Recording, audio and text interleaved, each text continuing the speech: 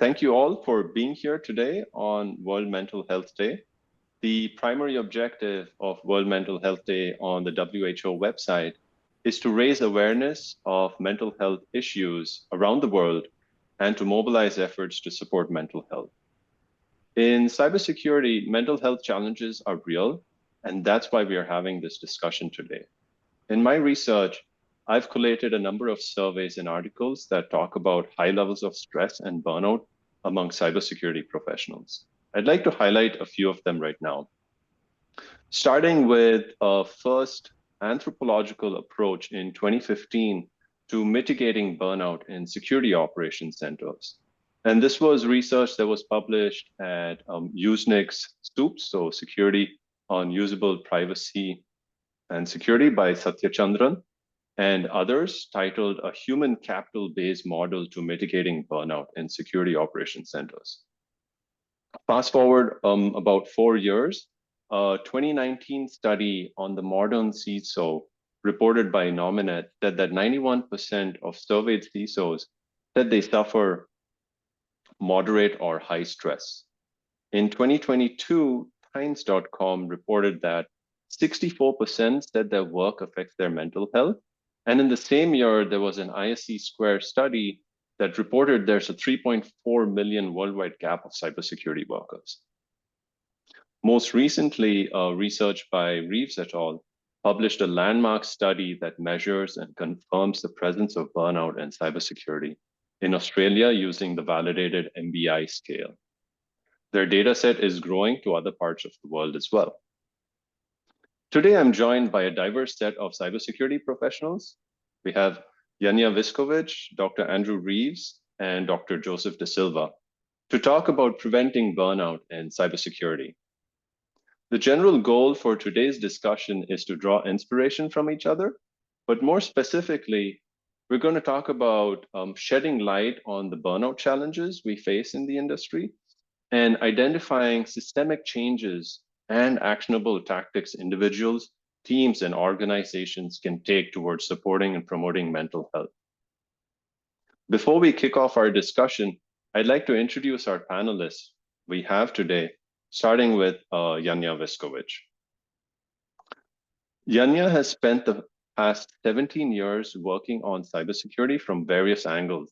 She began her career in Australia prosecuting cybercrime and training and capacity building law enforcement agencies across the globe in large multinationals, government, and international organizations, including the International Committee of the Red Cross and the UN, for whom she strategized crisis contingency plans for Lebanon during the height of the Syrian crisis. She also established anti-fraud programs and edited and operationalized the UN's first data protection policy through the UNHCR's global operations. A specialist in human cyber risk, legal data protection, and digital ethics, Yanya is a published thought leader and keynote speaker at international cybersecurity conferences, Fortune 500 company events, including Siemens, UBS, as well as Ernst & Young, industry bodies and associations, and UK community-led cluster organizations. Her TEDx talk is actually the way I came across Yanya, Why Burnout Culture is a Cyber Risk, continues to be positively received by the InfoSec community. She has guest lectured on cybersecurity at the European Center on Privacy and Cybersecurity at Maastricht University and on data protection at the University of St. Gallen, Switzerland, and has contributed to and edited various parts, various professional standards and publications on cybersecurity, AI, data protection, privacy, and data ethics. She's based in Zurich, Switzerland, and is a senior manager in security consulting at Accenture. Thank you, Yanya, and it's a pleasure to have you here today. Thank you very much for having me. Dr. Andrew Reeves is a psychologist and defense-funded researcher within the School of Computer Science, University of Adelaide, and he's the director of research at Cybermindz. Andrew is a psychologist, cybersecurity researcher, and consultant with focused on psychology. At Cybermindz, he works to support cyber teams' well-being through research and an 8-week program. Cybermindz helps improve mental health in the cyber sector. In addition, Dr. Reeves consults with businesses on embedding security in HR operations and conducts research at the University of Adelaide to bring promising cyber defense technologies to market effectively. Welcome, Andrew. It's a pleasure to have you here today. Next, we have Dr. Joseph De Silva, who's the Chief Information Security Officer at RS Group PLC. Dr. Joseph De Silva is an accomplished information security leader with extensive security, IT, and business experience across multiple sectors. He's the CISO at RS Group, a Financial Times Stock Exchange 100 Index listed global distributor and service provider focused on industrial equipment and electronics. He helps both the organization and its customers to understand and address cybersecurity risks while enabling continued business growth. Joseph has a PhD in cybersecurity from Royal Holloway, University of London, where he extensively researched the purpose of the CISO, and also holds an honors degree in biochemistry and several security and IT industry qualifications. Thank you so much for being here, Joe. It's a pleasure to have you. Thank you for having me. And finally, myself, Dr. Kashyap Thimmaraju. I'm a security researcher, author, speaker, and flow coach.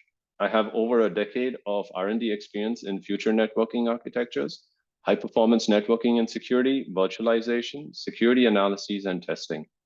Most recently, I've been investigating the relationship between cybersecurity, human performance, and mental health, and training cybersecurity professionals in peak performance. My mission is to improve lives by transforming the way we work and live. I have a PhD in computer science from the Technical University of Berlin, a master's in science from UC Davis, and a certified high flow coach from the Flow Research Collective. So thank you again for being here today. Let's open up our discussion by first talking about what burnout is and the prevalence of burnout in cybersecurity. So Andrew, your research published earlier this year at HISA is, in my opinion, a landmark in mental health and cybersecurity. As, like I mentioned earlier, it's the first time a validated scale was actually used to measure and confirm the presence of burnout. Could you say a few words on what drew you to this research and what burnout is, and perhaps highlight some of the main takeaways from that paper? Yeah, sure.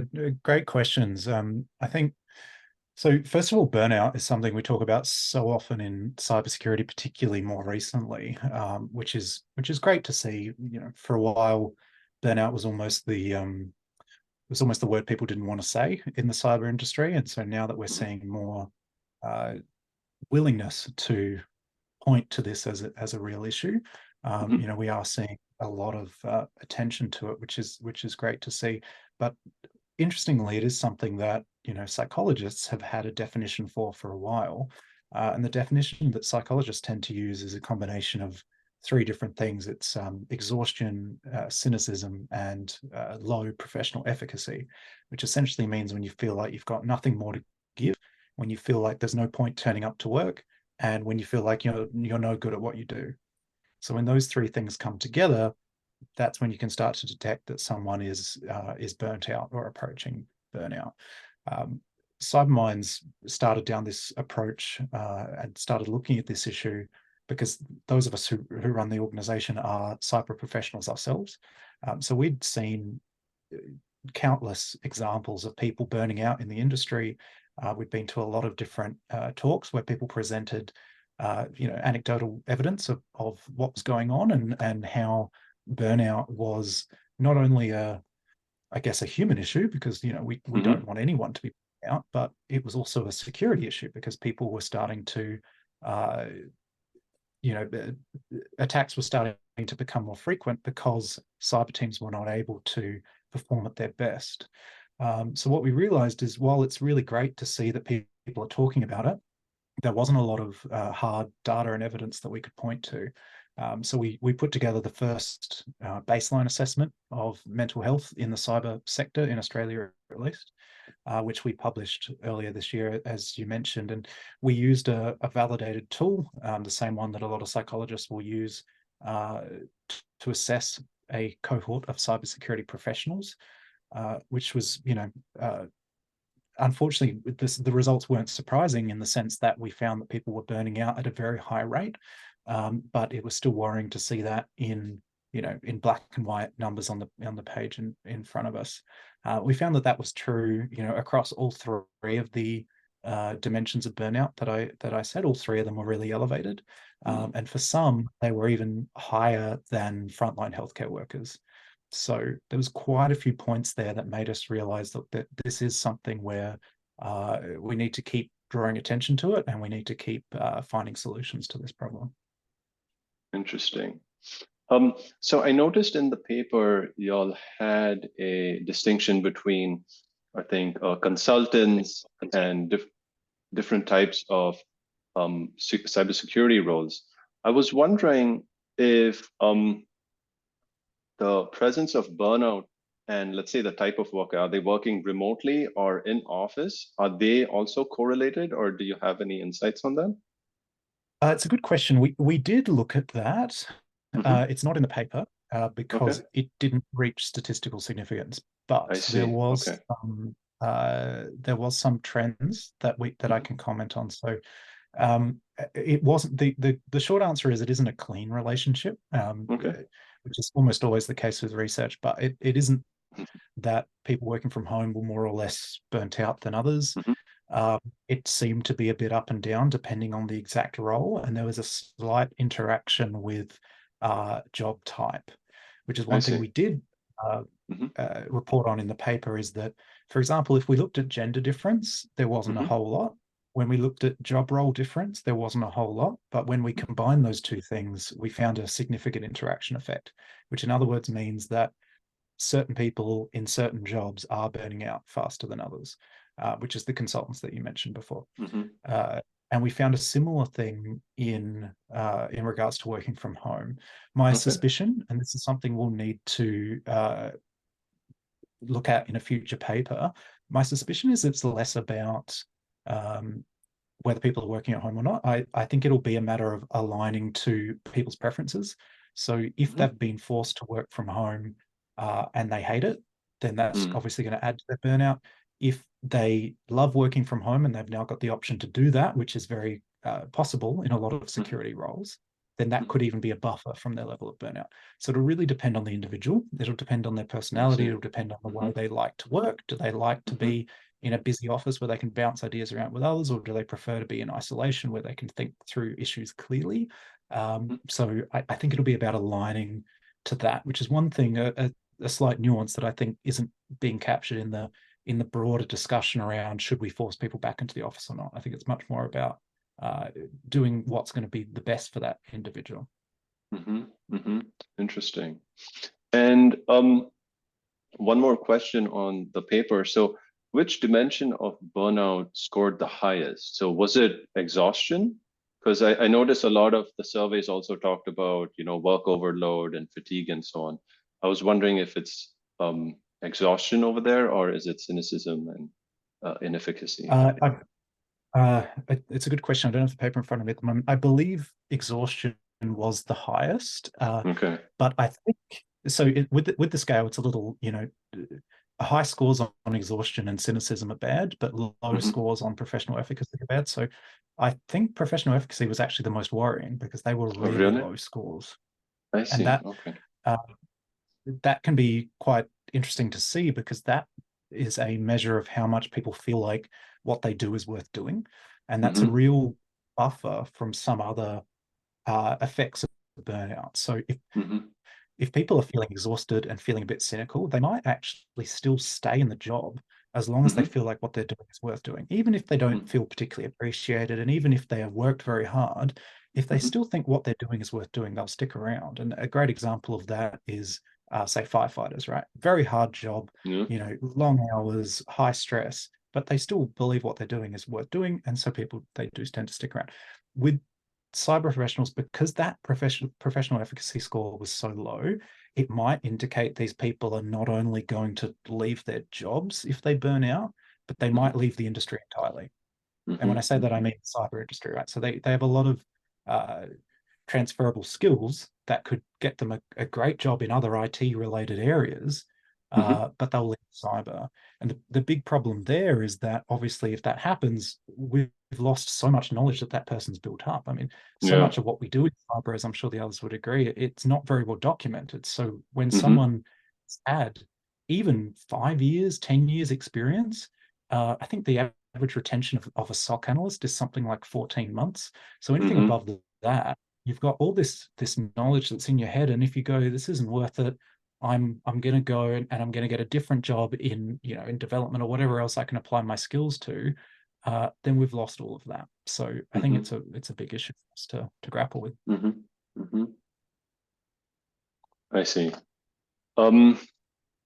Yanya and Joe, given both your experiences working with cyber risk decision makers and various stakeholders, I'd like to read you a quote from a recent survey of CISOs by CINET in 2023. And then I'd like to hear your take on it. Either of you can go first, but hearing both your sides would definitely be helpful. So, quote unquote, cybersecurity teams are here to remove risk from the organization. But when they are stressed themselves, this actually adds risk to the equation. Sure, I'm happy to go first. So I agree with that. I think, and Andrew alluded to that already, in the sense of the inefficacy of people who are stressed. So if you've got people who work in security, whether they're frontline or not, who are not making great decisions, who are not performing at their full capabilities because of stress, then yes, I agree, that does add stress to the that does add risk to the organization.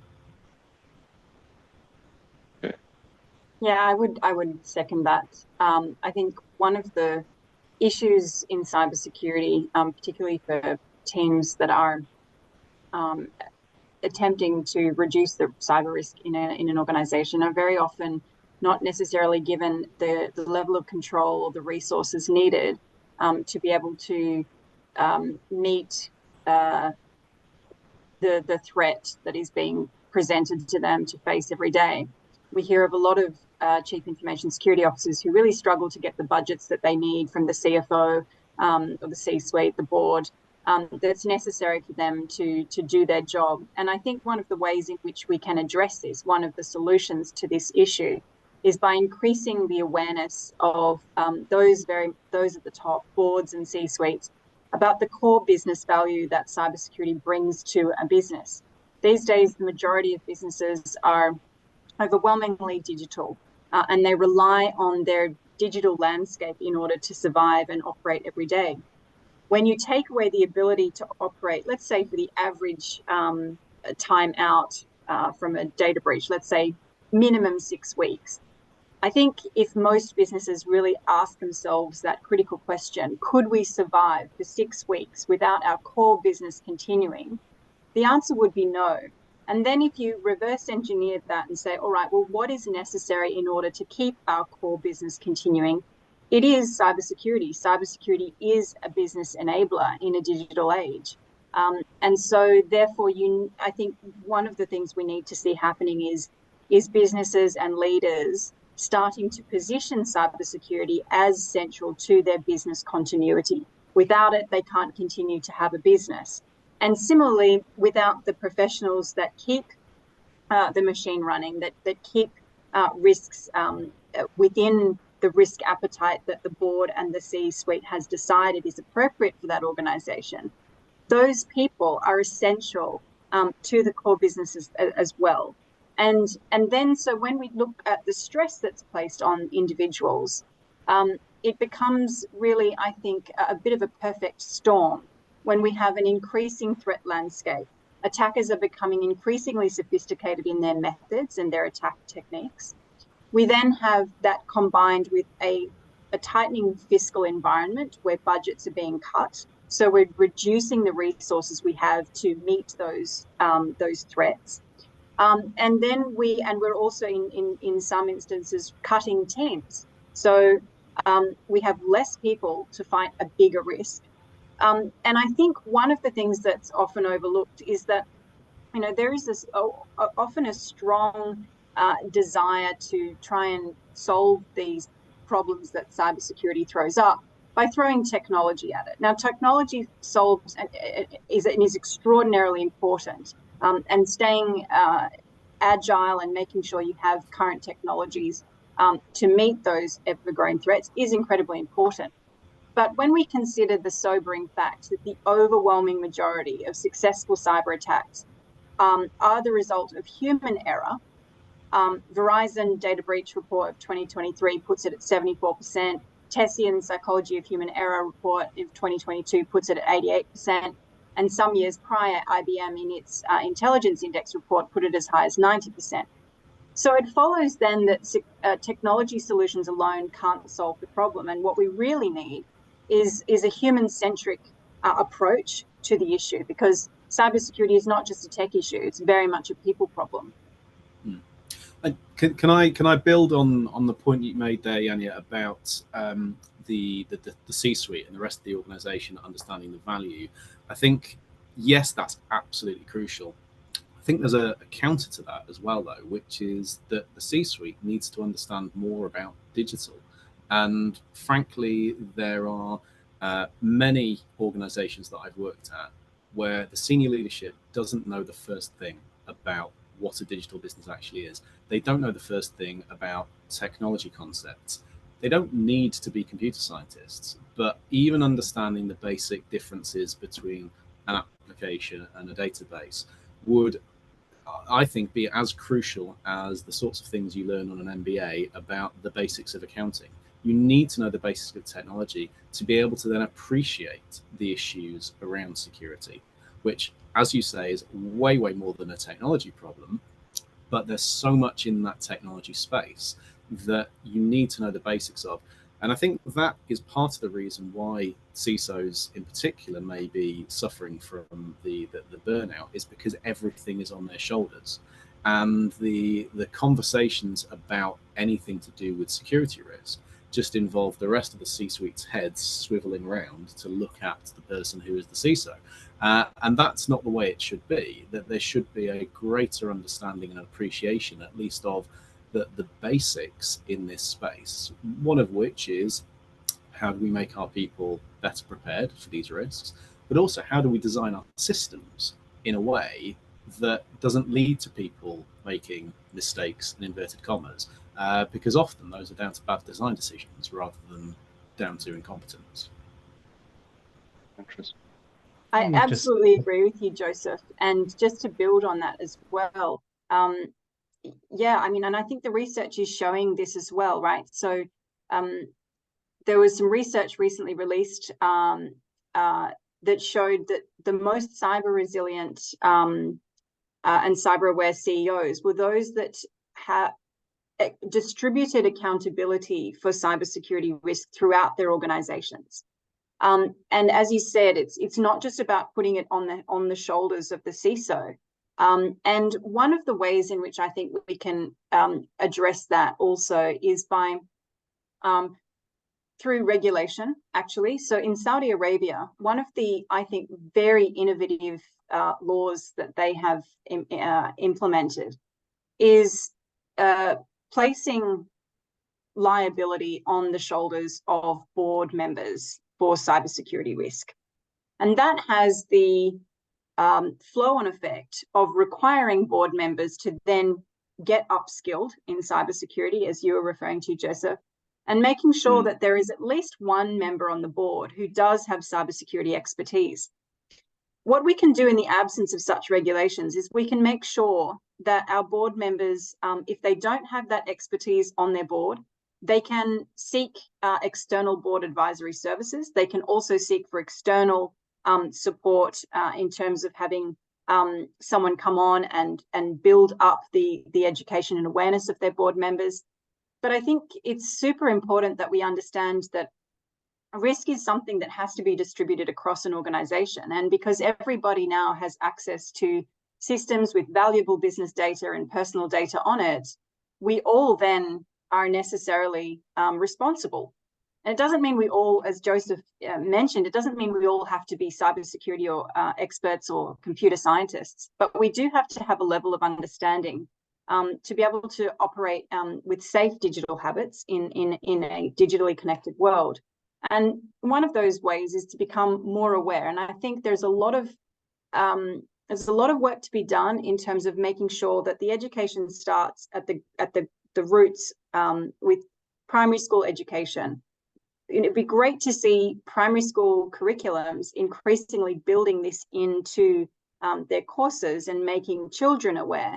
And then so that by the time those children are, graduating, running startups, building companies, it becomes a matter of baking security in by design rather than an additional add-on that they think of down the track at the 11th hour when it becomes very costly to re-engineer a process or it's too late. Okay, thanks. Andrew, I think you wanted to jump in earlier. Is there something you want to add? I just completely agree with what you've been saying. I just wanted to touch on as well what you're saying, Yanya, about the avoiding just throwing technology at the problem, which I think is, I 100% agree with that. And I'd also add a little additional point to that, that even if you want to just throw technology at the problem, that itself has a human component. Is one of the things that's come out of a lot of the research we're doing at Cybermindz, and even just the conversations we're having, is that the constant change of the tech stack is such a big challenge for the cyber teams to be abreast of. And that can be not just the technology that they're expected to protect, like the client-facing tech, if you want to call it that, but also the tech in their own operations. So yeah, I was speaking to a SOC analyst the other week who was saying, they'd been in this role for 2-3 years, and they were saying that every time they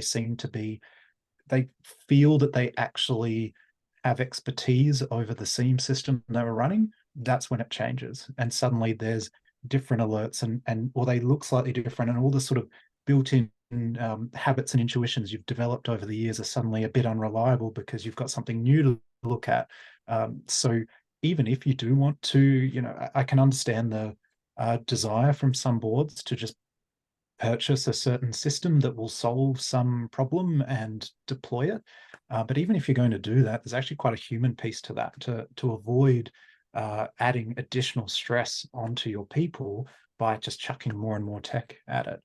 And the other thing I'll mention that you both brought up is that I think there are some parts to this puzzle that are that we can start to change. And I think, you brought up a couple there in that sometimes it is the attitude of the rest of the board or the rest of the senior leadership who don't get cyber, or maybe even don't get IT in general, that has flow-on effects into the cyber team. Things like that we can start to change because there can be an education piece there. I think there are other things as well that are unfortunately harder to change, or maybe even impossible to change, such as the always-on nature of the attack. So cyber teams are up against essentially a 24/7 foe, and that's not really something we can change. So in my view, and I think Yanya, you touched on this a little bit as well, is it's sort of about I think there's two pillars. The first is that we need to equip the people who are operating in these cyber roles with the skills to deal with the stress they're under and deal with those stresses that maybe we aren't able to change. And then at the same time, we need to be equipping the rest of the organization to support the cyber team in the best way possible. So that can be, and it depends on the organization, right? So it'll depend on what the issues are in that organization, but it could be that the broader board doesn't get cyber and is making unrealistic expectations. It could be that the rest of the organization has very low security awareness, just everyday employees. And so that's adding so much additional workload onto the cyber team because people are not able to at least, detect a basic phishing email and avoid it. So sometimes it's about, let's try to take some of the load off the shoulders of the cyber team by equipping the rest of the organization as well. Thanks, Andrew. So I just want to come back to the question or the quote, which was on, stress adds risk to the equation. And what seems to sort of evolve from this discussion so far is the equation over here is this always on and ever-changing attack landscape, a lack of budget, small team sizes, and it seems like a lack of awareness as well. So about four variables or 4 risk factors over here. And I think the small team size is also quite a problem, right? Because there was this IC Square study where they identified roughly 3 to 4 million gap in security workers. And I think this is also something you touched upon, Yanya, in your TEDx talk, right? That this is also aggravating the situation. Absolutely. I mean, we know that globally we have a shortage of security talent, and the threats are evolving at a rate that is much greater than we can keep up with meeting the demand for new cyber professionals to meet that challenge. Therefore, we need to look at upskilling of our existing employees. But also just to talk a little bit about the challenges that the global talent shortage brings up. I mean, when you layer that onto existing teams that you highlighted are already stretched to capacity, even before they've dealt with a cyber crisis. I mean, one of the things that's super important is to consider how well prepared is your team to deal, and across your organization, to deal with a cyber crisis. Because it is a matter of when it's going to happen, not if it's going to happen, and how big it's going to be. So you need to consider, things like, will your cyber crisis team, will they have backups in place? Will they be able to operate around the sun in a 24/7 capacity for maybe 6 weeks? I mean, that's just, we're talking about humans here, and it's World Mental Health Day. We all know that getting enough sleep is absolutely central to being able to perform at your best. So if you've got to manage a cyber crisis and you're already at short capacity, both within your team and then maybe personally, maybe your own capacity is reduced at that time because it's already been extended before the crisis hits, you're in a bit of a situation. And the last thing you want to be doing is recruiting during a cyber incident to try and bring in additional members to help you deal with that. I have heard of an anecdote actually of a CISO who was burnt out, and the company that he was on leave from experienced a cyber incident, and the team was trying to manage it, and they called him in to share some information that only he knew, and he wasn't able to do so because of his current state. This is, I think, a clear example of where the mental state, the capacity of the individual then directly affects the ability to manage a cyber crisis. And that's not to say that the individual should be blamed for it. I think, and I was very careful in my TED talk to refer to this as a burnout culture problem. This is not about going back to organizations and identifying those who might be at risk of or having a burnout and going, right, well, we're going to fire you now because you're increasing our cyber risk. It's about understanding that we're all human. And humans by nature make mistakes. And when and research from Stanford University shows, Professor Jeff Hancock, that when we are overwhelmed with stress, when we have multiple tasks to complete at once, we're less able to concentrate on what is in front of us at that point in time. And it increases our error rates when we're extremely stressed, when we have not had enough sleep. We know this from even driving on the road. We know that it's dangerous to get in a car and operate a vehicle or heavy machinery when you haven't had enough sleep. So to expect corporate professionals to be operating constantly without needing to rest our own internal machines is really folly. And since error rates drive up, and since stress drives up error rates, and we know that the overwhelming majority of successful cyber incidents really can be traced back to a human mistake, an error, a slip, a lack of judgment, for instance, I think it really behooves us to start looking at well, what is it about our organizations that is driving this? And how can we make our organizations more human-centric in order to reduce not just the impact on the individuals, but also the impact on the organizations? You know, I think a lot of organizations will start listening when we start talking about the bottom line and the cost that it incurs.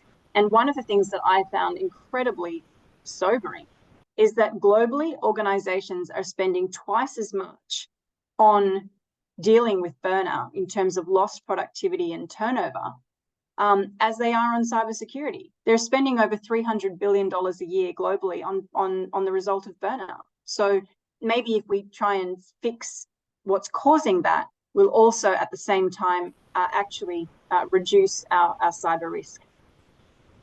Actually, that's it. Yeah, Joe, go on. Oh, so I was just going to talk about, there's another cultural aspect, I think, which is quite important to recognize, which is there is a huge hero culture within security. And there's, I've published on the masculinity inherent within cybersecurity as well, which is directly related to this. But this sense of long hours being a badge of honor does really come through, and not everybody may feel that, but there is certainly a lot of, there are a lot of people that thrive on it. There's a lot of people who enjoy the stress. There's a lot of people who live for the stress of a high profile incident. But there's certainly a lot of the that badge of honor of not just necessarily working 18-hour days on an incident, but always being on, being the person who is, you know, on call, who gets the calls at weekend. There is this sort of hero culture there, and I think it also partly relates back to that sense of not enough staffing, and the way in which we talk about cybersecurity. It is incredibly heroic in the sense of we're defending from attacks. We're protecting the organization from adversaries. We are up against criminals, and whilst all of these things are true, we are up against criminals. The way in which we speak about cybersecurity does perpetuate this culture of it being heroes against the world, it being defenders against attackers, and I think that can't be underestimated in that sense of what contributes to burnout, what contributes to the pressures that people face. Can I pick up on that? I completely agree with Joseph on this, and I wonder. So I need to preface this with the fact that I'm not a doctor, and maybe being a psychologist, you might want to talk about this as well. But that feeling of being constantly on, I think, also comes from the fact that what we are facing is an intangible threat, and posed by these by cyber criminals, and that threat is ever present. And what I've understood through my own burnout and understanding how my body reacted was that your brain, your amygdala, is constantly sensing for what is dangerous. And I wonder whether there is, Andrew, maybe you can speak to this, but I really wonder, and maybe this is a question for you, what is that relationship between the role of the CISO addressing this ever-present threat posed by cyber criminals, and then what that does to our amygdala being constantly on alert for, what is going to attack, and then coupled with the fact that many CISOs and SOC teams don't necessarily have the necessary resources to meet that threat. I think that's a great question. You took the words out of my mouth there a bit as well, because I think that you raise an excellent point. So when we get into this sort of stressed state, amygdala, as you said, activates, and it quite literally draws resources, so blood and sugars and things, away from our prefrontal cortex and starts moving them back more towards the brainstem. And that's the sort of fight or flight thing that we talk about, because back in the day, if there was a dangerous thing in the room with us, all we needed to do was run or fight. And so we don't need a lot of executive functioning for that. All we really need is the ability to run or the ability to fight. So, and that is still triggered and can actually be a really tricky thing to turn off. And when we, I used the term executive functioning before, but when we try to tell ourselves to do things, so when we try to tell ourselves consciously, calm down, or, do this, or don't do that, or don't go get takeout tonight, or whatever it is we're trying to tell ourselves not to do, that's all executive functioning. So if your brain has already switched into a fight or flight mode, you've got less resources there to actually think clearly. And this is that sort of brain fog we get when we're really stressed. So, I say a lot, I say emotion first and then think later, because if you're trying to think yourself out of a stressful situation, it can be really difficult to do, because that part of the brain is it's like your phone is on the last 1% of battery. It's jittering around. It's really struggling. So really what you got to do is solve that problem first. And the way to do that is basic calm down, grounding, breathing, focus on what you can see and hear around you. Try to remind the less evolved part of your brain that right now there actually isn't a physical threat. And once you've started, and it can only take a few seconds, but once it's started to move some resources back, you can start to think more clearly. That's when you start to actually think through the problem. I think that is a skill that, first of all, we can learn it. And it's something we try to teach at Cybermindz, but it is something that I think, unfortunately, doesn't come naturally to some of us. And when you're in a situation, particularly if a major event has happened, and you're in, say, a board meeting, maybe you're not even a board member, maybe you're a CISO or even just a senior security analyst or something, and you're being expected to answer some really big questions like, how did this happen? How did they get in? How did you not see this, etc. You're in this deer in the headlights mode, and you can't think clearly. There's someone I've worked with before who worked as a CISO. He's retired now. He had what he describes as a panic attack during a meeting with the board. I believe it was a Zoom meeting, and he was asked some questions, and he could see the world around him moving. Like, he could see these people asking him a question, but he couldn't formulate a response. It was as though he'd completely shut down, because the processing just wasn't there. And again, it's the phone's on 1%, right? You're aware of it, but it's just not coming through. So when you have that sort of level of stress and fight or flight happening over the career of a 10, 15, 20-year CISO, I think it's understandable that we're seeing the rates of burnout that we are. So, and there's sort of two parts to it, which you touched on. The first is teaching people how to bring themselves out. So in that moment, in that critically awful moment, when unfortunately an attack's happened, as you said, it's inevitable, it's going to happen. When you're in that moment, teaching you how to bring yourself down a bit, so that you're hopefully not at a 10 or 10 out of stress. Maybe you can bring yourself down to an 8, a 7, a 6, something to bring yourself down, which is part of what we do. The other thing is, of course, helping everyone in the organization understand what's going on. And I think one thing we've seen is that, unfortunately, people, it's interesting, Joseph, that you talked about the hero culture, because it's a really interesting point, and I hadn't considered it that way. And one thing that I've tried to do is almost talk up the fact that cyber professionals are heroes in a way. And so it's interesting to see that there's a double-edged sword to that, because what I'm trying to combat by saying that is that often we forget that there's an attacker. And so when an attack happens, we tend to, not we in the industry, but the broader population tends to, unfortunately, blame the victim of the attack. So we'll say, how did you miss this? How did you? So instead, the way to defend that is to say, well, no, these people are doing their best, but unfortunately, they're up to an incredibly asymmetrical situation where the attacker only has to succeed once, but they're expected to succeed 100% of the time. So in that sense, I try to talk them up as a bit of a hero figure. But it's a really interesting point that in the community, having that sense of, be the hero, do the long hours, would certainly be adding to the stress level. And I wonder if there's something we can draw from that, even that example I gave before about the firefighters. They're not expected to be there 24/7, and yet we still are able to hold them up as heroes. So I wonder if there's some sort of combination there.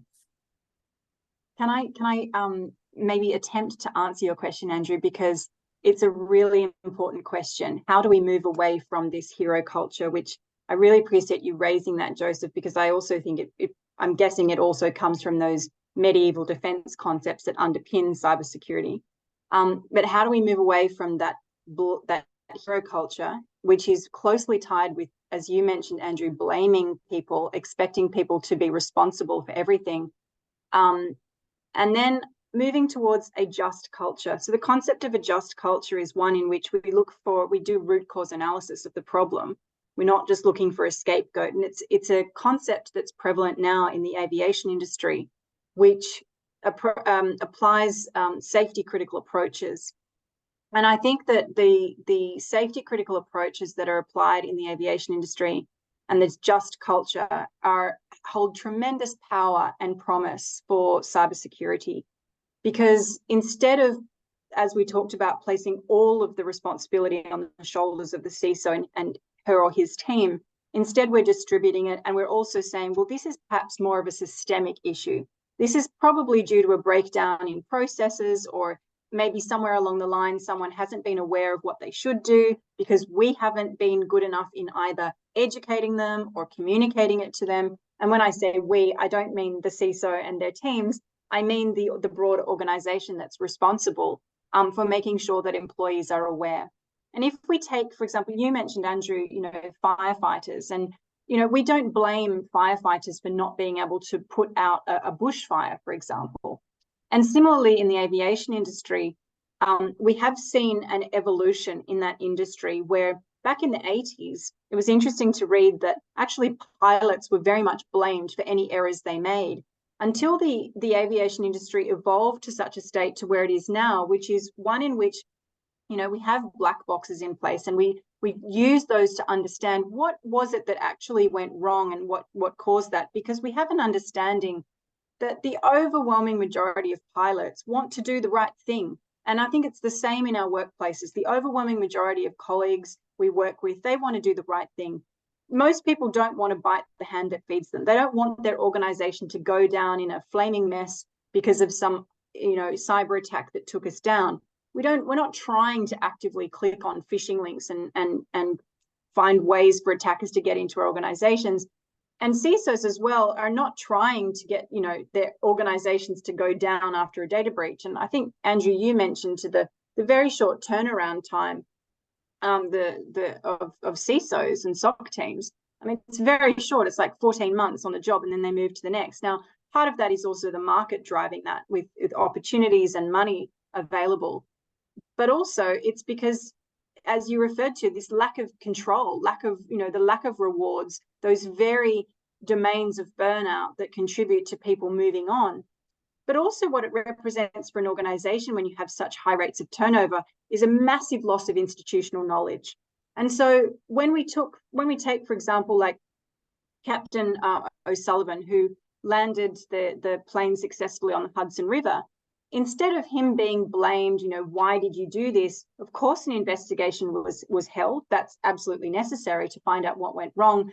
But then when it was determined that actually this was due to, I believe it was a flock of birds that had flown into one of the engines, and that then caused some mechanical failures. Captain O'Sullivan these days travels the world helping organizations, speaking about safety, ways to improve safety in organizations. And he's heralded that as a hero now. And maybe that's problematic in and of itself. But I'd like to see that embracing a just culture in our organizations, embedding that in our policies so that people are encouraged to come forward if they notice something is wrong or not going well, or they've made a mistake.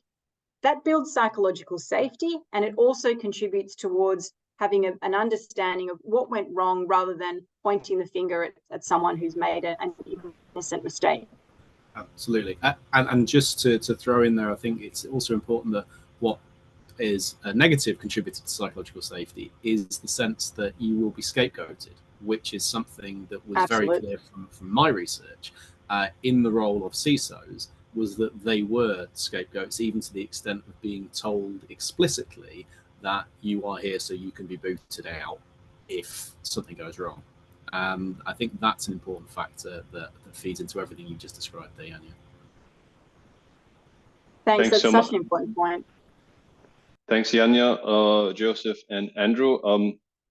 I think we're slowly coming to the end of the hour, and I know Joe has another meeting lined up. So maybe I can sort of summarize, or let's see what we discussed. We talked about some of the challenges, the latest research from Andrew's paper, and then we talked about how burnout culture is a risk to cybersecurity. We also kind of unpacked what that risk equation looks like. And then there were really a lot of other things that came up as well. So we talked about how we can prevent burnout, and this is at a much higher level, at a level of regulation, but also it's a matter of culture as well, right? Because it's about not having scapegoating. How do we handle this hero culture? But at a higher level, it's then about, I think, Yanya, you also mentioned this, it's like distributing risk across the organization and not just having a single person or this single CISO scapegoat over there, but to have it across and have backups in place. And I think what we touched upon that also got into what people can do to handle their stress was how we can get out of our fight or flight mode by breathing. So because our breath is our nervous system can be regulate, our nervous system can regulate, our breathing can regulate our nervous system, and through that we can actually think better and handle stress. So I'd like to maybe have a final round of questions so that Joe can also go for his next meeting. So let's start with Joe. So as a final round, I have 3 questions over here. What's one big or incremental question you'd like to have answers to in mental health and cybersecurity? I think there needs to be more discussion. I think there needs to be more sessions like this. I think it needs to be something that is spoken about more regularly. It is something that we are invited in the cybersecurity industry to countless discussions, conferences, presentations, roundtables, you name it. You could spend your entire life going to these things and being plied with food and drink by sponsors. I have never seen a discussion on mental health in the cybersecurity industry at one of those sessions. And that to me seems like a really big miss. And I think there is an aspect of that which I wouldn't be at all surprised would connected to the prevalence of men in the cybersecurity industry, as to my point earlier on, because we do know research has shown several times over that men are less inclined than anyone else to discuss mental health issues. So yeah, I think that's the one thing that I would like to see more discussion. Okay. And what can we do to positively transform the state of mental health in cybersecurity, let's say in a year? What's like one action or 2 actions leaders can take today? I think we can talk about it more. I think we can try and remove some of the triggers, the risk factors that we talked about earlier today. Okay. I don't think there's a simple solution. Like most things in this world, there's a simple solution to it. But I think you can start by having those conversations. And I think maybe to the earlier point about what's right for individuals, it's asking people what is right for them. Because if you look at the fact that some people thrive on stress, they may not want you to take the stress away. But I don't think that's a universal feeling for most people, and I don't think it's sustainable in a broader team. Okay. Thanks so much, Joe. Who wants to go next? I'll leave it open. I'm going to ask the question again. We're going to have the same set of questions, and whoever feels like going for it next. So what's one big or incremental question you'd like to have answers to in mental health and cybersecurity? I'm happy to go next. I actually had a thought from what Joe was just saying as well, because I think that for me, the question I'd like answered is, and Joe touched on it, if there is certain people who are in boards or in security in general who don't have a particularly pleasant view towards the mental health of their people, how do we get through to those people? How do we make it make sense to them? I've unfortunately heard someone on a C-suite who was overseeing the cyber team, when talking about someone who was burnt out, they said, "That one's broken, get me another one." That sort of attitude is hard to challenge. And I think there's a couple of ways to do it. I think Yanya touched on it, where you said about highlighting the risk that obviously this makes. So even if for whatever reason you don't care about that individual, at least you can highlight the business risk, and maybe that will help get through to them. The other thing I've been playing around with, and I think would be really valuable for us to answer in the future, is how do we make this seem like a strength? I think in cybersecurity, we talk so much about the risk, and some people do respond well when we talk about risk, but some people don't like hearing about the risk. They want to hear about opportunity and strength and growth and development. And so how can we flip cybersecurity to make it a strength? You know, is it as simple as saying, look, if you get security right, you'll be able to get your products to market X amount faster than your competitors? Or will you be able to keep your products online and active for a greater amount of time? And is that something you can sell to your stakeholders? So rather than seeing it as a negative, you're seeing it as something that actually helps you do a positive. I think that is what I'd like to see. That, to answer your other question about, you know, what's a couple of actions that leaders can take, I think it sort of goes back to what I was saying before about the twin pillars. I think it really is about equipping the individuals who are up against it, who are defending, with the skills to stay calm and resilient under pressure.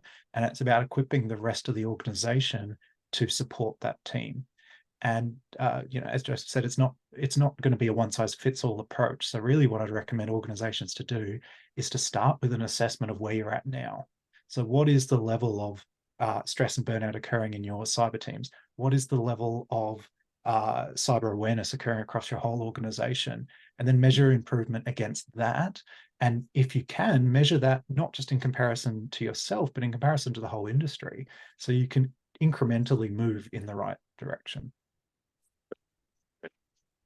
And is there, sorry, Yanya, one more. And could you say or offer the audience one piece of advice they can take back today that can help them prevent themselves from burnout?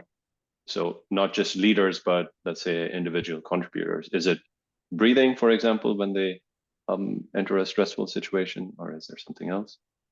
You know, grounding techniques when you're in a high stakes environment can be useful. I mean, I think the main thing I would recommend, I guess there's two things. It's hard to come up with just one. The first would be to be honest with yourself. I think it's very easy for us to know what the actual causes are, and yet somehow convince ourselves that the cause is something else because it's an easier thing to point to. So even if the thing that's causing you burnout is a difficult thing to challenge, be honest with yourself, that's where it's coming from. And the second thing I'd say is to be kind to yourself. So, you know, we're all human, as Yanya said. So sometimes we get into these feedback loops where we are under a lot of pressure at work. So we make mistakes and then we beat ourselves up for that. So we're really stressed at work. So we make more mistakes and we go round and round and round. Learn from our mistakes and move on, you know, which is another skill that I think we need to learn, would be my takeaway. Awesome, thank you. Yanya. Well, I mean, I echo everything that Joseph and Andrew have said. I might just offer this one thing. I think we're seeing a lot of the opportunities that generative AI brings to businesses, including being able to automate tasks that maybe might have been adding to the workloads of a lot of our SOC teams and cybersecurity professionals. It also comes with risks, of course, but what I want to say is that as AI really becomes an increasingly important part, for better or worse, it's very much a part of businesses today. I think that it highlights that humans, our unique selling proposition, our unique value is really all the things that we do so well as humans, which is things like using our imagination, our creativity, our empathy, having feelings. And I think this highlights an incredible opportunity for us as cyber professionals and within the organizations that we work in to really start putting the human at the center. And I do think that going forward, what's going to set some organizations apart from others is the ability to build on what makes us really human and capitalize on that. And we've talked a lot today about how burnout and individual resilience can affect organizational cyber resilience. And I think also once our organizations start pivoting towards putting the human at the center and understanding how humans naturally interact with technology and processes, that when you start putting the human at the center, you start to see that other things happen in a much more positive sense. I'd really like to see a greater shift towards psychological safety in our organizations and just cultures. I believe that putting the human at the center will enable us to be more empathetic and make people feel safe enough to ask questions, to ask difficult questions, to admit failure, to admit mistakes. And it's important that leaders do that. That very much relates back to all of the domains that Andrew touched on in terms of burnout, what contributes to burnout. It's not only just workload, it's also about the level of control we have, the rewards and recognition we get for our work, the sense of community we have with our colleagues, the understanding, fairness that plays out in the workplace, and values. And these, I think, highlight the importance of human centricity in an organization. And I think it's no coincidence, it is no coincidence, that researchers have found that the organizations that enjoy the most successful and healthiest organizational cultures are also those that enjoy tremendous longevity and success in the business sense. So I think putting the human at the center is really where a lot of our answers lie. Absolutely. Thank you all so much for your questions. Oh, Yanya, there's one more question for you. So, like, what's one piece of advice you'd like to leave the audience with that can prevent them from burnout? You know, at an individual, is it you mentioned sleep earlier, right? How that helps. Is there something else? Look, there are lots of things that we as individuals can either do or not do that either makes our experience more difficult or more manageable. I would like to see that we're also asking organizations, not just individuals, but what can organizations do to prevent the burnout cultures that we see in a lot of them? Because whilst individuals end up suffering, I think by and large in the workplace, when we're talking about work burnout, it is by and large caused by organizational cultural factors that I mentioned: workload, control, reward, community, fairness, values. And so whilst the individual can do things, of course, like, you know, trying to get 7 to 8 hours of sleep and so forth, as we talked about, sometimes these jobs don't allow us to get those levels of sleep.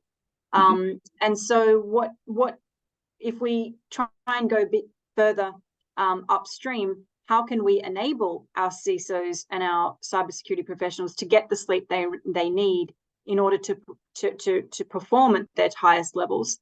I think it turns on some of the things we discussed today, you know, making sure that teams are adequately resourced in line with the risk appetite of the business. You know, I'm not suggesting that every organization go out there and have a staff of 20 cybersecurity professionals to manage security in their business, but it really has to be in line with the business's risk appetite.